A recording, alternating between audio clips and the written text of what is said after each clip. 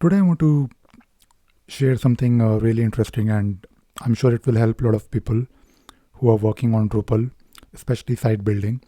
Now, you must have seen something like this on our Drupal site, or in fact any site where you are looking at a page or a blog, and you might see a list of a similar post. Now, this particular post is all about how to configure IndieWeb Drupal module, and I am basically using two tags here. IndieWeb is one tag, Drupal 8 is another tag. Now, this particular block is actually a view that you can create, and I'll show you the configuration of the view in a second. But the whole idea here is to use those two tags and create a view where any tag, any node basically with these tags can be displayed here. And we can of course define in our view configuration number of items that we want to display. I just want to display 5, and we can always take it further. We can maybe display, maybe let us say if these tags, all the nodes returned by these tags, let us say the number is 20. Now you just want to display 5 or maybe all of them. So it is up to you how you want to configure it. And we can always randomize it in case you want some variety in your listing every time you refresh the page. Now, if you look at the view, the block view, we have to basically do everything as it is, as you will probably do in a normal block view. You can display the fields, you can have a filter. Right now the filter is not really on any content type. I just want to have filter on published, which makes sense. And I want basically any post on any node on my Drupal site with the tag. Now the most important thing is the contextual filter. If you look at the contextual filter here, you have, I'll show you the configuration. So basically I'm using this provide default value and taxonomy ID from URL. So use the taxonomy ID, and you can take a look at the configurations. You might need to change it if you have to, but load default filter from node page, that is good for related taxonomy blocks. So this is what we are doing right now. And for multiple value handling, filter to items that share any term, and reduce duplicate, and that is pretty much it. You can allow multiple values if you want, allow multiple filter values to work together. I usually keep it on and click on apply. Now, if you, let us say, go back to the, so let us test it. So for testing it, what I'll do, I'll find out the taxonomy ID of these two terms. So the first term is IndieWeb, and the taxonomy ID is 656. The other one is 433.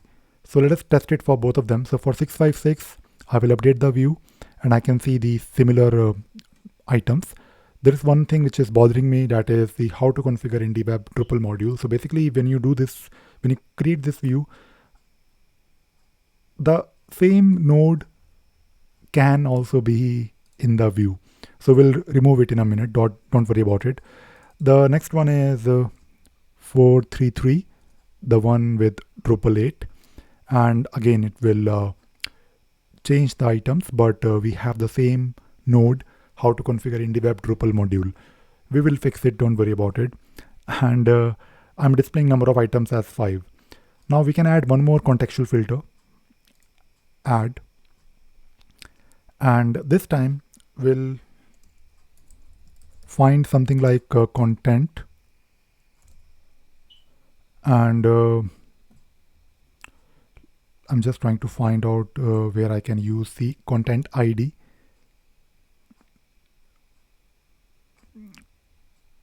Okay, let me just review it very quickly. Okay, content. So basically what I want to do, I want to basically find out the content ID of this particular node, and I want to make sure that that particular ID is excluded from the view. So you can actually do that quite easily if you want. So let me add it just let me try to add it again and find it in the list. So add again, and I will find so